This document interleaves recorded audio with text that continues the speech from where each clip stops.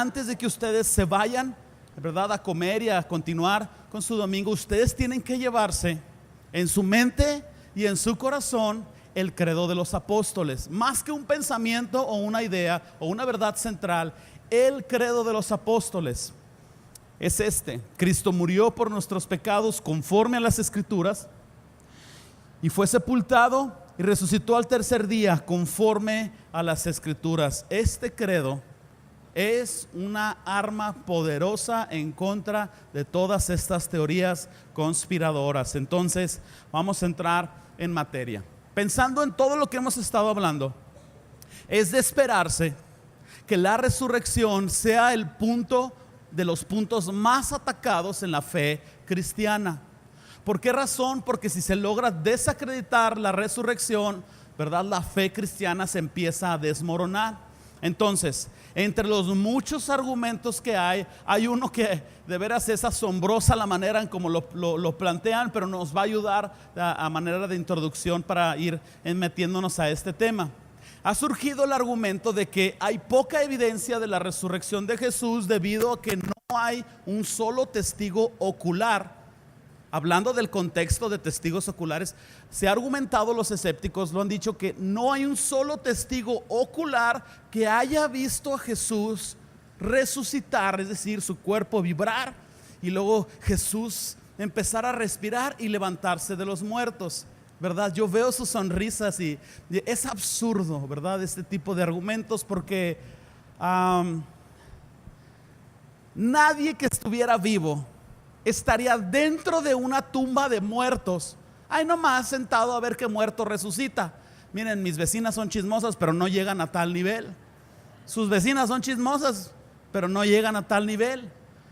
Y si agregamos a esto, ¿verdad?, un punto tan sencillo, que esta tumba, ¿verdad?, de la cual todos en Jerusalén sabían dónde estaba. Judíos, romanos, escépticos, cristianos, todos sabían la ubicación de la tumba, y esta tumba estaba tapada. Vamos a cambiar micrófono. Estoy hablando como chicharrín. Tiene efecto. Sí me veo así como. Ok, lamento la distracción. Nosotros agregamos al hecho de que esta tumba estaba tapada con una piedra de, yo calculo, cerca de 1 tonelada. Entonces, naturalmente, nadie vivo iba a poder ver a Jesús levantarse de los muertos. Sin embargo, nosotros podemos argumentar lo siguiente ante este tipo de teorías. Sigo escuchando aquí poquito eco, a ver si me puedes ayudar, José. Nosotros podemos decir ante esto: no hay nadie vivo que haya visto un dinosaurio vivo. ¿Estamos de acuerdo en esto? Pero ¿qué es lo que hacemos? ¿Qué es lo que nosotros hacemos? Estudiamos los fósiles. Estudiamos los fósiles de los dinosaurios y determinamos no solo que existieron, sino determinamos la manera en cómo vivieron.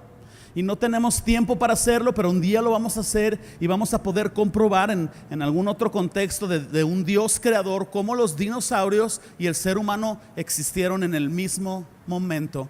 No hay miles de años de diferencia entre uno y otro. Por favor, no se crean estas teorías de evolución. Un día las vamos a confrontar. Ahorita estamos solamente con la resurrección. El asunto es que tampoco ha habido un científico o un bacteriólogo o algún doctor que a través de un microscopio haya visto cómo inició una enfermedad. No existe tal concepto. Sin embargo, sabemos que las enfermedades existen, como por ejemplo el ébola. Sabemos que existe, y ¿qué es lo que hacemos? Estudiamos los síntomas y determinamos cómo funcionan, y no podemos decir que no existen. Quizás haya un crimen que sucedió y no hubo un testigo ocular que dijo: no, yo vi que pasó esto. No lo hay. Pero ¿qué es lo que hacen los investigadores del FBI o estos de CSI que tanto les gustan? ¿Qué hacen? Estudian las evidencias dentro y fuera de la escena del crimen, y a través de estas investigaciones se puede determinar lo que sucedió. Entonces, claro que es ridículo argumentar que nadie vio a Jesús levantarse, pero también sería ridículo creer que no hubo nadie que vio a Jesús resucitado de entre los muertos. Entonces, para poder desmantelar las principales teorías e hipótesis de los teóricos de la conspiración contra la resurrección, nosotros tenemos que responder dos preguntas principales. La primera pregunta es esta: ¿realmente murió Jesús en la cruz? La segunda pregunta es: ¿hubo alguien que vio a Jesús resucitado? E insisto, de la misma manera que lo mencioné la semana pasada, claro que suenan raras las preguntas, ¿verdad? Para la gran mayoría de nosotros fue suficiente saber que la Biblia lo decía y lo tomamos automáticamente verdadero porque había un corazón en nosotros, ¿verdad? De fe para creer esto, ¿verdad? El Espíritu Santo ya estaba obrando en nuestras vidas. Pero ¿qué de aquellas personas que son como Tomás, el discípulo, que hasta no ver, no creer? ¿Qué de aquellas personas, verdad, que están en una exposición escéptica, verdad, que se consideran escépticos o ateos o agnósticos? Hay un gran número de ellos que va a creer en el Señor. Entonces nosotros tenemos que presentar defensa de la fe, porque ellos necesitan entender el Evangelio, quizás por esta manera, pero necesitan entenderlo. Entonces vamos a dar respuesta a estas dos preguntas, mientras de la mano damos respuesta a hipótesis y teorías que han intentado desacreditar la resurrección de Jesús. ¿Hasta aquí estamos bien? Respiren profundo, agárrense donde puedan, no se me pierdan, por favor. Si pasa la mosca y te le quedas viendo y le cuentas las patas y regresas aquí, ya no vas a saber ni qué tren te atropelló. Si te entra el WhatsApp y tú dices "What's up, man?" y requieres regresar a la predicación, ya no supiste ni qué pasó. ¿Estamos de acuerdo? Ni parpadeos se valen. No se me pierdan. Aquí vamos. Vamos a resolver la primera pregunta. ¿Realmente murió Jesús en la cruz? ¿De dónde surge esta pregunta y por qué es importante para términos de la fe? Este es el asunto. Yo debo reconocer que esta fue una forma muy inteligente de intentar desacreditar la resurrección de Jesús, porque estos escépticos plantearon esta teoría o esta hipótesis en que la resurrección nunca tuvo lugar, porque Jesús nunca murió en la cruz. ¿Me explico? Entonces viene este concepto de lo que nosotros llamamos la teoría del desmayo. Entonces, de nuevo, estos intentos por desacreditar la resurrección tienen sentido, y esta es una forma inteligente, y desde la primera parte de esta serie hemos establecido esta verdad. Hemos citado 1 Corintios 15:14. Si Cristo no resucitó de entre los muertos, vana es entonces nuestra fe. Entonces vienen estos hombres que establecen esta teoría con esta idea. La primera idea de esta teoría viene del Corán, aunque ustedes, a mí me sorprendió saberlo. El Corán establece a Jesús, y de veras el Corán habla tan extraordinariamente de Jesús, habla tantas cosas correctas de Jesús, pero los musulmanes no creen que Jesús haya resucitado de entre los muertos, no creen que haya muerto, que haya sido crucificado. Entonces de ahí surge esta idea. El Corán mismo se desacredita por sí solo, porque cuando nosotros hablamos en el tema de autenticar documentos, el Corán fue fechado 700, como escrito originalmente, 700 años después de Cristo. Entonces nadie que vivió 7 siglos después puede decir Jesús no resucitó de entre los muertos. ¿Están de acuerdo conmigo? Contrario al relato bíblico, que nosotros conocemos la escritura y sabemos que la Biblia significa conjunto de libros, y sabemos que la Biblia fue escrita en un periodo de 1600 años por más de 40 autores, y no ha perdido su línea de continuidad, la historia de cómo Dios ha tratado desde Abraham y Noé y todos los patriarcas y todo el pueblo de Israel, y cómo ha dado continuidad Dios a esto es asombrosa. De manera que nosotros tenemos que dar respuesta a esta teoría del desmayo. Sin embargo, el Corán queda desacreditado, pero surge un argumento mayor dentro de esta idea. Cerca o alrededor del año 17, del siglo XVII y el siglo XVIII, vinieron varios pensadores, varios filósofos. Cito dos de los principales, a ver si puedo pronunciar bien sus nombres: Karl Barth, no sé si lo estoy diciendo bien, y Carl Venturini. Estos hombres trataron de refutar esta teoría o de reafirmar la teoría del desmayo, argumentando que Jesús se desmayó, nunca murió, simplemente se desmayó por la agonía de la cruz o por alguna droga o algún líquido que le dieron, y que entonces Jesús realmente no resucitó, sino fue una reanimación la que Jesús tuvo.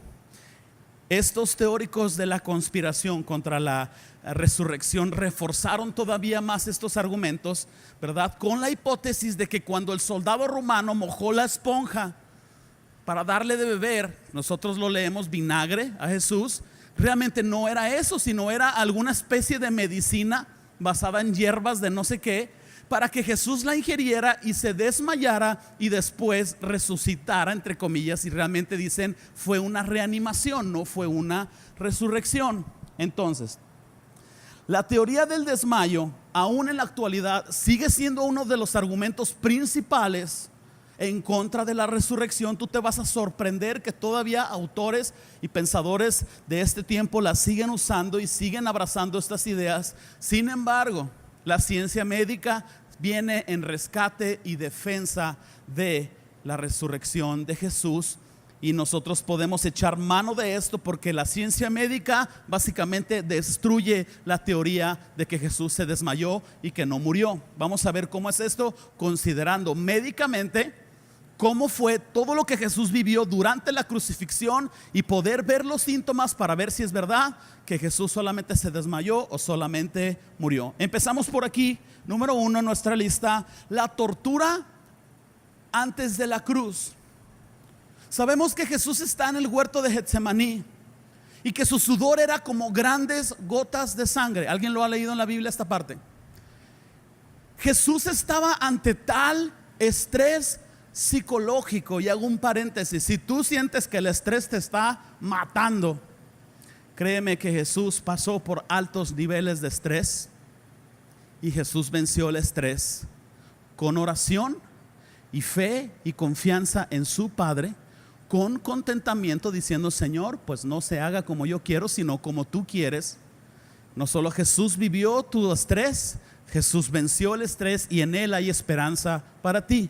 Sin embargo, en términos médicos, Jesús está tan estresado que está sudando sangre. A esta condición se le llama, a ver si lo puedo decir correctamente, hematidrosis. La hematidrosis es una condición que se presenta en pacientes con altos niveles de estrés psicológico. Lo que sucede es esto: se empiezan a irritar las glándulas del sudor, las glándulas sudoríparas, y se empiezan a irritar y empiezan a segregar por la inflamación, empiezan a sangrar. ¿Qué es lo que sucede? Provocan que la carne y la piel empiecen a ser flácidas, y es una condición médica. Hay quienes llegan a tal estrés que sudan o lloran sangre. Entonces Jesús está en este nivel de estrés. Nosotros continuamos y hablamos sobre los latigazos o la flagelación. Los romanos no eran novatos en esta categoría. Incluso está también documentado que hay criminales, o hubo criminales, que prefirieron la crucifixión o preferían el encarcelamiento de por vida que las propias flagelaciones. Estos romanos eran conocidos por ser brutales y violentos. El látigo romano, ustedes lo vieron textualmente en la película de la Pasión de Cristo. El látigo romano tenía bolas metálicas entretejidas entre las cuerdas de piel, y estas bolas metálicas, naturalmente, al impactarse, era similar a la hebilla del cinto de tu papá aquel día que rompiste el jarrón, ¿verdad?, de la abuela.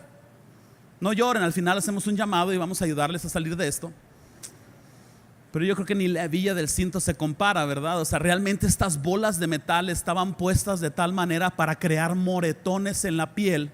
Tras los primeros latigazos, los siguientes latigazos, ¿verdad?, empezaban a destrozar la piel, porque en las puntas de este mismo látigo había trozos de hueso afilado que después de los propios moretones, y si nosotros agregamos la condición de estrés psicológico en la que Jesús ya estaba con una piel flácida, estos trozos de hueso estaban desgarrando los órganos, ¿verdad?, la piel de Jesús.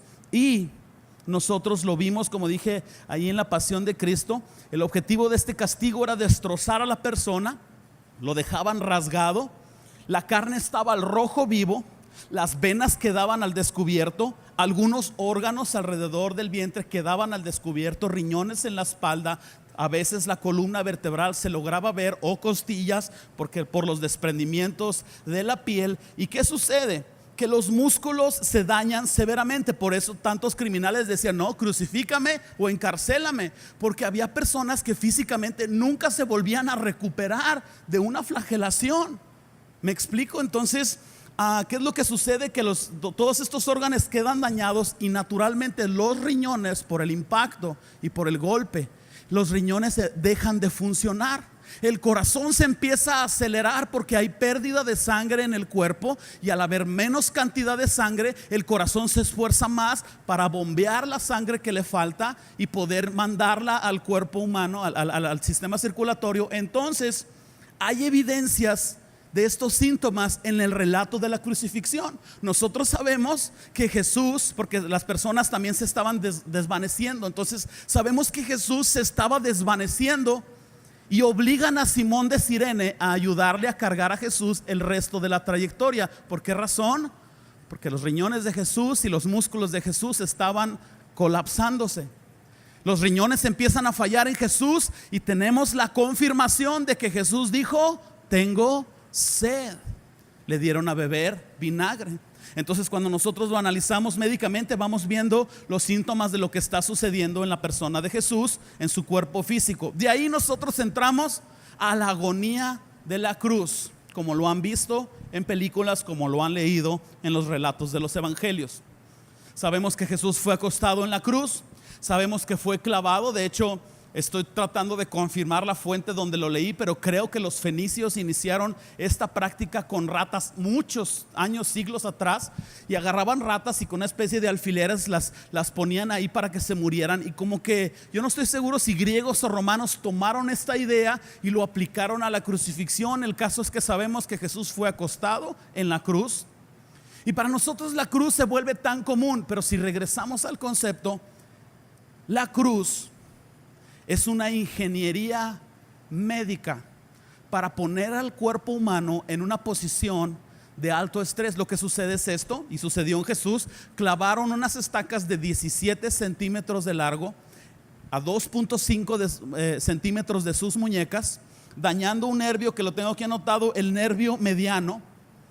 Y entonces clavaron en sus pies una estaca de la misma forma, y entonces lo levantan a Jesús en forma vertical, para que entonces no solo Jesús, sino todos los que experimentaron crucifixión. Y les hago un paréntesis: los romanos eran expertos en esta materia.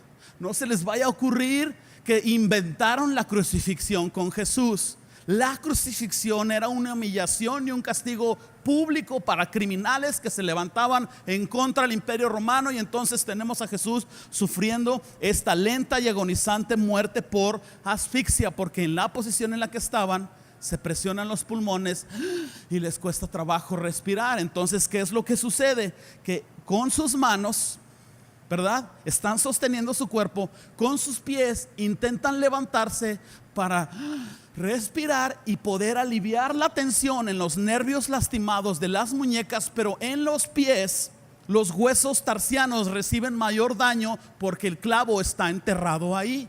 Entonces el crucificado, ¿me explico?, decide entre máximo dolor o increíble dolor, y no alivia la asfixia. Dato interesante: estaban ahí dos personas crucificadas con Jesús y les quebraron los pies. ¿Recuerdan este detalle? ¿Por qué les quebraron los pies? Porque con los pies quebrados ya no podían levantarse a respirar y la muerte se aceleraba. Ya no querían prolongar más esto. Entonces, a la medida en que la persona, ¿verdad?, estamos hablando de Jesús ahí o cualquier resucitado, a medida que la persona reduce su ritmo respiratorio, el dióxido de carbono se disuelve en la sangre como ácido carbónico, lo cual causa acidez en la sangre, produciendo irregularidades en el pulso. De hecho, Jesús pudo sentir cuando iba a morir, debido a que su corazón comenzó a latir arrítmicamente, es decir, fuera de ritmo. Jesús está sintiendo su corazón acelerado todo el tiempo, como les estoy explicando, por la pérdida de sangre. Pero hay un instante en el momento en el que el corazón de Jesús está empezando a fallar notoriamente, y Jesús siente un latir, tuc, tuc, tuc, tuc, tuc, tuc, tuc, tuc. Y cuando Jesús siente esto, sabe que va a morir. Y esto le da tiempo a Jesús de decir todo lo que dijo en la agonía de la cruz: Padre, en tus manos encomiendo mi espíritu. En otro evangelio te está citado que dice consumado es, porque Jesús está sintiendo los síntomas de dos opciones: un paro cardíaco fulminante o literalmente la explosión del corazón humano de Jesús, lo cual muchos creen que realmente esto fue lo que sucedió. Entonces, para confirmar la muerte de Jesús, sabemos que les empezaron a quebrar los pies a estos dos crucificados con él. Y cuando llegan con Jesús, a la vista lo ven muerto. ¿Qué es lo que sucede? Ustedes lo saben. Un soldado toma una lanza.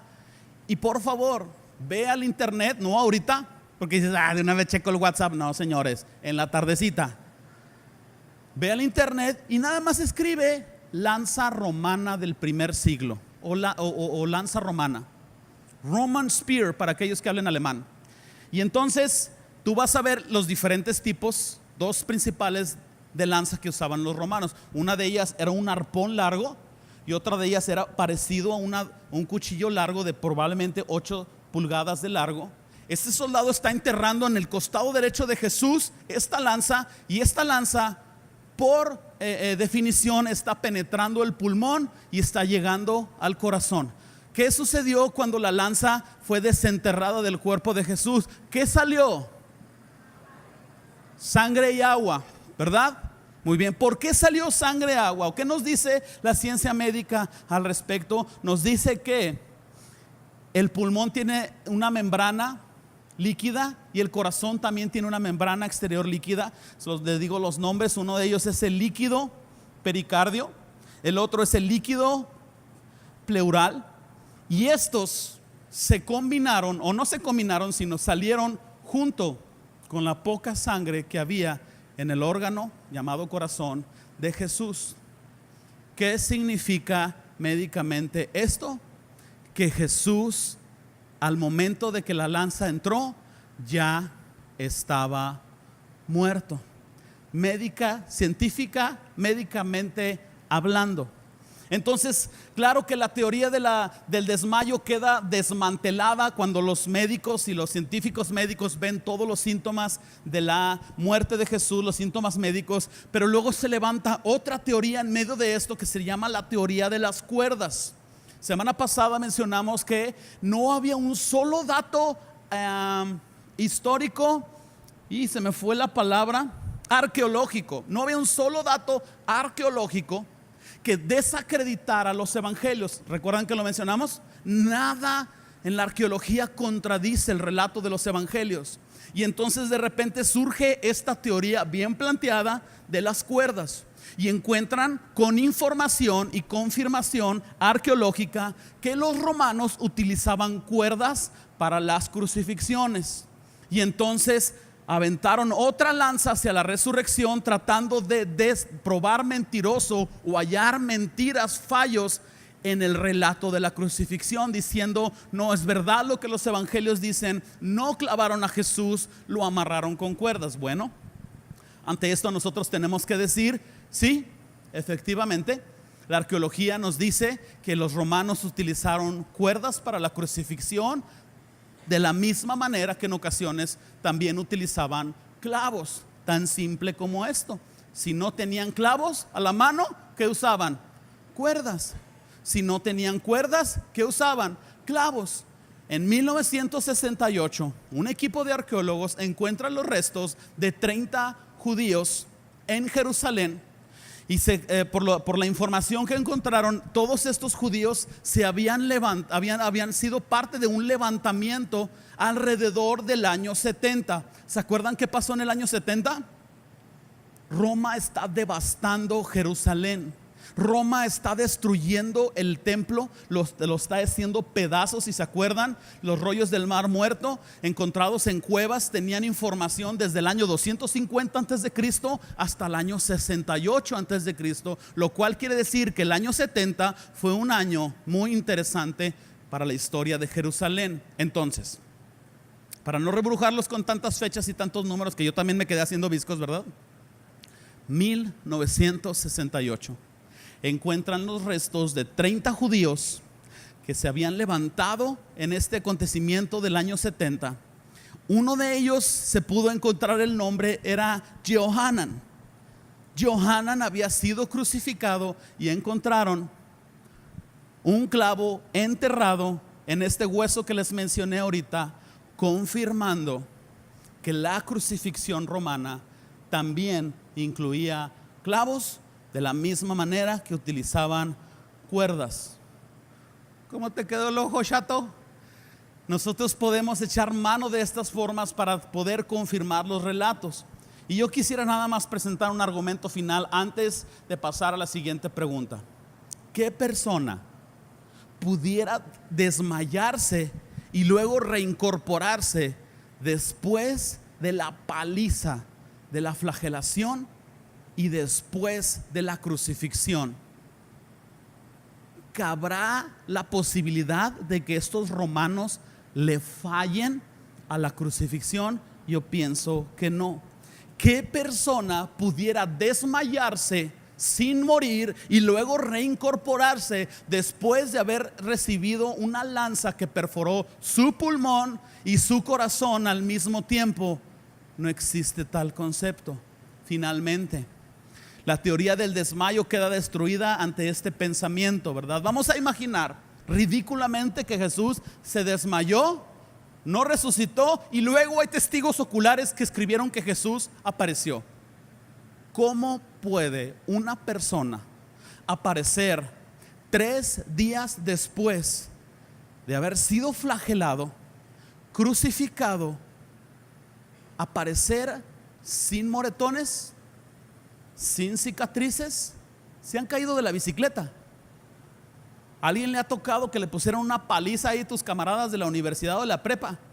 No te puedes mover, ¿verdad? Bueno, me platicaban cuando yo los dejaba en el piso cómo ellos no podían levantarse y cosas así. Pero de veras, o sea, piensa en esto, piensa en un atropellado. ¿Me explico? Que lo atropelló un tráiler con sus ruedas y está en terapia intensiva. ¿Quién pudiera 3 días después pararse totalmente sanado, cicatrices totalmente cerradas en sus manos, comiendo pescado con los discípulos, caminando con ellos, mostrando un cuerpo de resurrección perfecto, hablando coherentemente? Simplemente la teoría del desmayo, por inteligente que sea, queda totalmente desmantelada. Vámonos a la siguiente pregunta. ¿Hubo alguien que vio a Jesús resucitado? Bueno, sabemos que sí. Hemos estado en toda esta serie y hemos visto los testigos oculares de los evangelios, pero déjenme profundizar en este concepto enfocado a estas teorías. Está la teoría del cuerpo desaparecido. Ojo con esto. Tomaron la idea de los fariseos, argumentando, los teóricos de la conspiración contra la resurrección, tomaron la idea de que la tumba vacía no es una confirmación de que Jesús resucitó. Ellos dicen, es meramente una tumba vacía, eso no dice nada. ¿Me explico? Pero entonces nosotros tenemos que considerar si realmente hubo testigos oculares que vieron a Jesús resucitado. Entonces está esta teoría del cuerpo desaparecido, argumentando que el cuerpo de Jesús fue robado por sus discípulos. Y bueno, teoría tras teoría, argumento tras argumento, llega un momento en que suspiras. Otra teoría más.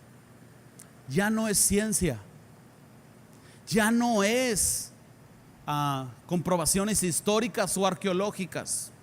Esto ya es necedad. ¿Están de acuerdo conmigo? Está esta teoría, el cuerpo desaparecido.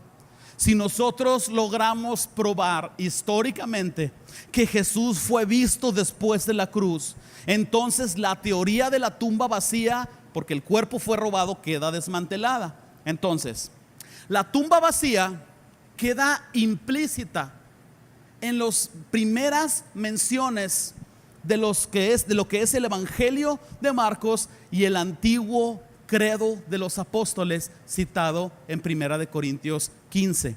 Estas fuentes tempranas nos dicen que Jesús murió y que Jesús resucitó. Ojo con esto. Como les dije ahorita, no anden viendo moscas ni contándole las patas. Ojos al frente. Mente matemática. Confírmeme que tengo la atención de todos aquí con un like. Muy bien. El Evangelio de Marcos fue fechado, es decir, se documentó que fue escrito en el año 65 después de Cristo. Si tú echas números, quiere decir que si Jesús fue crucificado alrededor del año 30, el Evangelio de Marcos se escribió 30 años después. La carta más antigua fechada es Primera de Corintios. Primera de Corintios es uno de los documentos que más abundancia ha tenido, no solo el Nuevo Testamento, sino la carta en sí mismo. Primera de Corintios fue escrita en el año 55. Y tú dices, bueno, ¿por qué Primera de Corintios se escribió primero y por qué el Evangelio de Marcos se escribió después? Si nosotros lo tenemos en orden, pero nuestro orden no es necesariamente el orden cronológico. De hecho, una vez en una librería encontré una Biblia cronológica donde los libros están puestos en base al tiempo en el que fueron escritos. El asunto es este: los apóstoles escuchan que Jesús resucitó, van y lo confirman visualmente. En el contexto de la resurrección, Jesús les dice: id por todo el mundo y predicar el Evangelio. ¿Y qué es lo que los apóstoles dijeron? ¿Qué es lo que testificaron? Jesús ha resucitado, en Él hay salvación, y a esto se dedicaron. No había muchas evidencias de que existiera papiro comúnmente. Entonces, ¿qué hacían en aquellas épocas? Lo que ya hemos mencionado, el relato se pasaba persona a persona.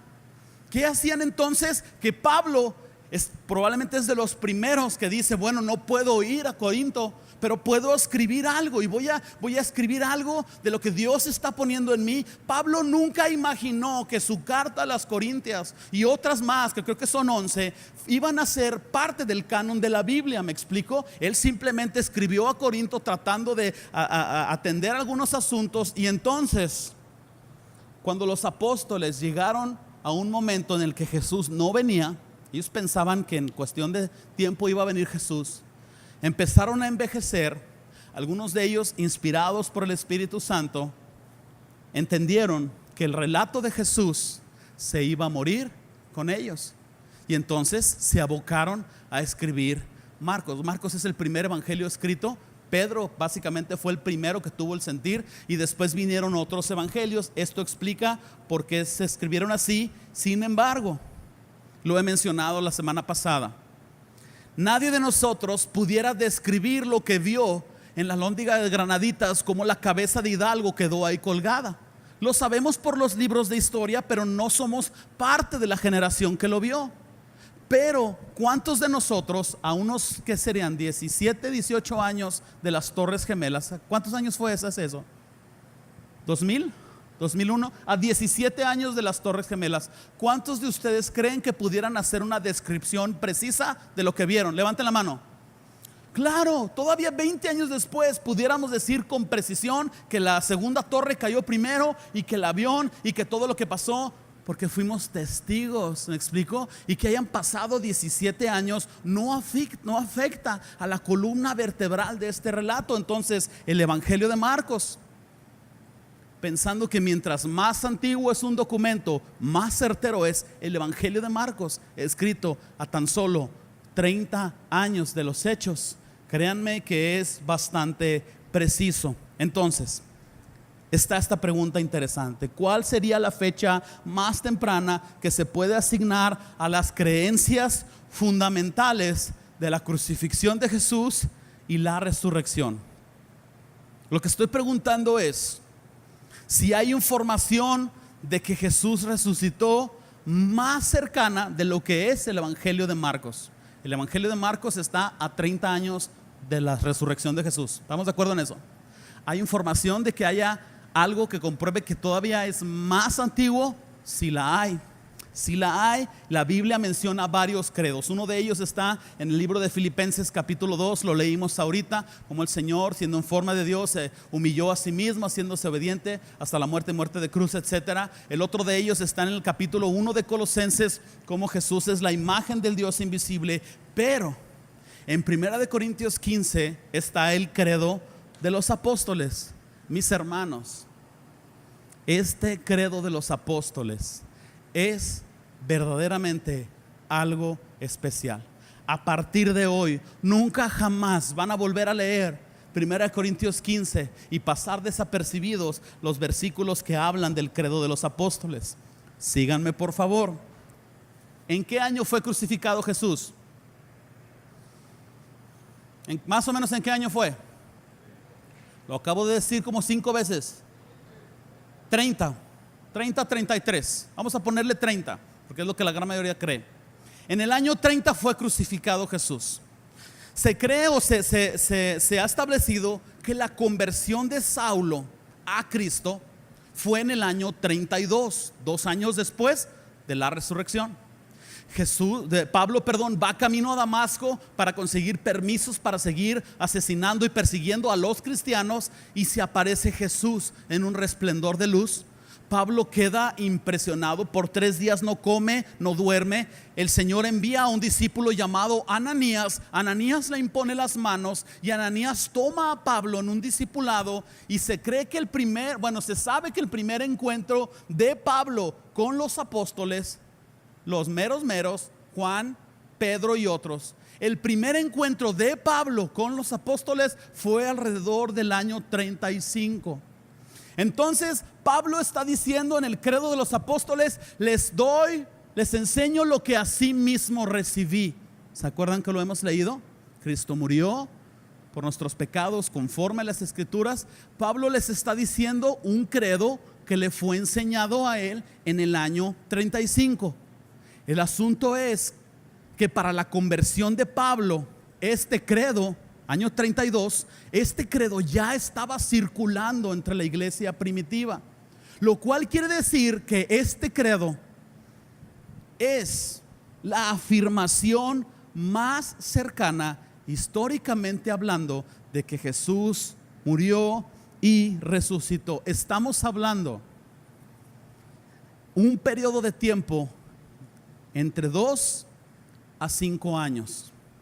Estamos hablando que para este tiempo este credo ya circulaba, lo cual es altamente probable que este credo fuera traspasado de uno a otro a meses de la crucifixión de Jesús, históricamente hablando. Es decir, teniendo un método de estudio que nos determina en qué momento este credo fue validado, auténtico. Hasta aquí vamos bien. Este credo nos dice que hubo testigos oculares que vieron a Jesús resucitado. Entonces, aun si fueran 2 años, estamos avanzando terriblemente a una fecha mucho más antigua, lo cual es mucho más certera. No se queden con la cosquilla. Vamos a 1 Corintios 15 y vamos a leer 1 Corintios 15. Voy a empezar a leer en el versículo 3 y 8. Pablo está hablando, dice: porque primeramente, ¿ya lo encontraron ahí? Pablo está hablando, dice: porque primeramente os he enseñado lo que asimismo recibí, que Cristo murió por nuestros pecados conforme a las escrituras, y que fue sepultado y resucitó al tercer día conforme a las escrituras, y apareció a Cefas y después a los 12, y después apareció a más de 500 hermanos a la vez, de los cuales muchos viven aún y otros ya duermen. Después apareció a Jacobo, después a todos los apóstoles, y al último de todos, como un abortivo, me apareció a mí. Está diciendo Pablo. Entonces, hay cosas tan interesantes en este credo. El eminente erudito Joachim Jeremías se refiere a este credo como la tradición más antigua de todas. Otro erudito llamado Ulrich Wilkins dice que el credo de los apóstoles indudablemente se remonta a la frase más antigua de la historia del cristianismo primitivo. lanzan otra teoría de los 500 testigos, argumentando que Primera de Corintios es el único libro que menciona 500 testigos oculares de Jesús resucitado, y que los evangelios no dicen nada al respecto. Pero Primera de Corintios y el credo de los apóstoles son el documento y la afirmación más auténtica que se ha encontrado en los relatos de los evangelios, de manera que no cabe el tener una duda de por qué Primera Corintios menciona 500 testigos oculares y los evangelios no. El historiador alemán Hans von Kappenhausen, este nombrecito, ¿verdad? Hans von Kappenhausen, Ad Hitler, bueno, no era nazi, pero está bien raro el apellido, dijo lo siguiente: este relato, el credo de los apóstoles, este relato cumple con todos los requisitos de confiabilidad histórica que se le pueden pedir a un texto tal. No solo lo que hemos mencionado hasta ahorita, sino Pablo está diciendo dos palabras: enseñado y recibí. Y las palabras que Pablo escribió, las escribió en antiguo arameo. Y cuando nosotros consideramos este idioma, sabemos que cuando Pablo está diciendo enseñado y recibí, está utilizando términos rabínicos antiguos que se utilizaban para transmitir una tradición sagrada. Pablo está utilizando terminología sacerdotal pero muy antigua para decir que está transmitiendo esta verdad sagrada. ¿Hasta aquí vamos bien? Si alguien hiciera un estudio de Ciudad Juárez a 1000 años después de hoy y encontraran cuadernos y documentos escritos, sabrían que los juarenses utilizamos palabras de inglés y español medio pochas. Por ejemplo, decíamos: oye, ¿dónde me parqueo? Parquéate aquí enfrente. De la palabra parking, estacionarse. Y es tan común para los juarenses, ¿verdad? Oh, es que esa película está bien machine, de máquina. Y utilizamos esta terminología. Un historiador pudiera ver y decir: los juarenses, ¿verdad?, alrededor del año 1990 en delante utilizaban términos pochos como machín, parquéate y otros más que no puedo citar ahorita. Guáchate, de watch. Oh, guachaste esa película. Y suena broma, pero es algo de nuestro tiempo y de nuestra cultura. ¿Estamos de acuerdo en esto? Cuando Pablo está utilizando enseñado y recibí, está utilizando términos rabínicos que citan esta antigüedad. Y principalmente está mencionando a Pedro como Cefas, arameo antiguo. No está diciendo Pedro, está diciendo Cefas, lo cual coloca este credo con características de autenticidad muy interesantes. Miren, ya se me fue el tiempo. No tengo tiempo o mucho tiempo para hablar de otra teoría más, la teoría de las alucinaciones. Dices esto: ay, pues cuántas teorías hay. Yo también digo lo mismo, porque más leo y más teorías encuentro. Pero está todavía otra teoría de las alucinaciones, de que una madre, después del fallecimiento de su hijo, es tanto el afecto psicológico que tiene visiones y se le figura ver a su hijo entre una multitud de personas. Es una condición diagnosticada, las alucinaciones. Entonces argumentan que las personas tuvieron la alucinación de haber visto a Jesús. Pero cuando se aplican estudios psicológicos al respecto, se sabe que no es posible que 500 personas a la vez tengan la misma alucinación, y no es posible que las personas puedan citar una alucinación con continuidad y que los pescados desaparezcan y queden las puras espinas ahí en el plato después de que Jesús comió pescado con sus discípulos. La teoría de las alucinaciones es la que de veras menos consideración de refutar merece. Pero una vez que nosotros hemos probado la veracidad y la autenticidad de los evangelios, nosotros podemos saber que las apariciones de Jesús son verdaderas. Nosotros podemos saber que la tumba vacía significa mucho más para nosotros. Y por eso en especial el credo de los apóstoles es históricamente la manera más antigua y más precisa de autenticar la resurrección de Jesús y la obra redentora de Jesús. En resumen, ¿realmente murió en la cruz Jesús? Sí. La teoría del desmayo queda desmantelada ante la información médica. ¿Alguien vio a Jesús resucitado? Sí. la teoría del cuerpo desaparecido se disuelve totalmente, se destruye totalmente gracias a la confirmación histórica, sobre todo el credo de los apóstoles. Mis hermanos, la resurrección fue sin duda alguna la proclamación central de la iglesia del primer siglo.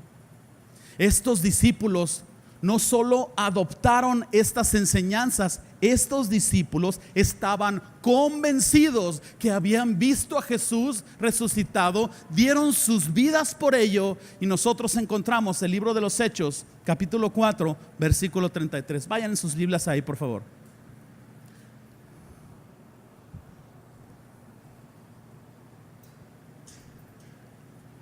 Y con gran poder los apóstoles daban testimonio de la resurrección del Señor Jesús, y abundante gracia era sobre todos ellos. Con gran poder daban testimonio. Siguiente domingo vamos a hablar la otra parte que confirma la resurrección de Jesús. Por hoy, llévate en tu mente y en tu corazón el credo de los apóstoles. Cristo murió por nuestros pecados conforme a las Escrituras, y que fue sepultado y que resucitó al tercer día conforme a las Escrituras. Cierra tus ojos por un instante.